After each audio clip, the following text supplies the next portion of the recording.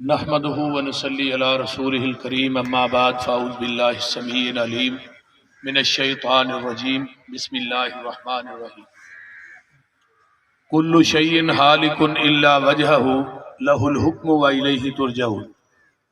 انسان کا جسم کیا ہے جس پہ نازا ہے جہاں، ایک مٹی کی عمارت ایک مٹی کا مکان، خون کا ہے اس میں گارا اور اینٹیں ہیں ہڈیاں،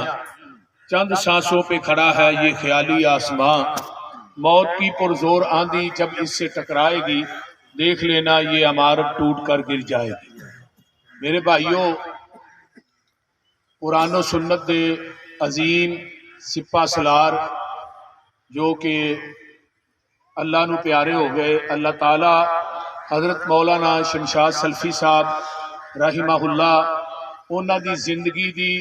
محنت کوشش کاوش جو مسلک واسطے انہاں کیتی ہے، ہر پنڈ ہر قصبے دے اندر جا کے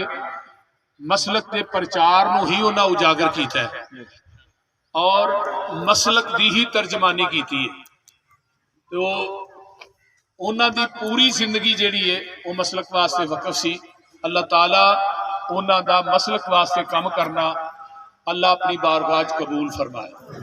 مینوں بڑی اچھی طرح یاد ہے، رتا جٹھول پنڈ تحصیل پسرور دے اندر میرا آبائی قصبہ ہے،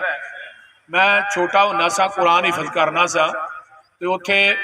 ماسٹر امین اوکاڑوی تے حضرت مولانا شمشاد سلفی صاحب دا مناظرہ ہویا ساڈے پنڈ۔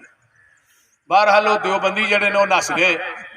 انہاں دا نام سن کے ہی ماسٹر امین اوکاڑوی آیا نہ بلکہ الٹا پولیس والے نے بھیج دیتا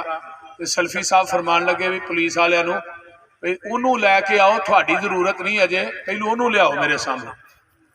تو اس طرح مسلک واسطے کام کرنے والے انسان جڑے نے بہت کم ہوندے نے، جڑے اپنی تقریر کے اندر اپنی تحریر کے اندر مسلک اہل حدیث کی حقانیت کو واضح کرتا، اور انہاں ستاریاں دے وچوں ایک تارا حضرت مولانا شمشاد سلفی رحمہ اللہ صاحب، اللہ تعالیٰ انہاں دی آخرت بہتر فرمائے۔ اور ایک عربی دا شعر والدت کا امک ابن آدم باقیہ والناس حولک یضحکون سرورا، اے ابن آدم جدو تیری ماں نے تینوں جنم دیتا تو رو رہا سا، جہان ہس رہا سی،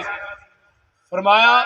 لوگ مبارکاں دے رہے سن اللہ نے تینوں پوتا دیتا ہے، بیٹا دیتا ہے، نواسا دیتا ہے، فَعَمَلْ لِنَفْسِكَ أَن تَكُونَ إِذَا بَكَوْا فِي يَوْمِ مَوْتِكَ ضَاحِكًا مَسْرُورًا۔ بس عمل سیرت کردار ایویں دا پیدا کر جاؤ کہ تھوڑے جان تو بعد تھانوں گلیاں دے ککھ وی رون اتھوں دی محمد دا غلام لنگ گیا سی، اور تو اللہ دے دربار کے اندر اپنے عملہ دی وجہ تو ہسدا ہوئے۔ میرے بھائیوں، کوئی ایسی اکھ نہیں جڑی مولانا شمشاد سلفی رحمہ اللہ دے غم دے اندر اشکبار نہیں، اور کوئی ایسے لوگ نہیں جنہاں نو یہ صدمہ نہیں پہنچیا۔ میں تو یقیناً کہاں گا کہ مولانا شمشاد سلفی رحمہ اللہ ایک ریڑھ دی ہڈی سن۔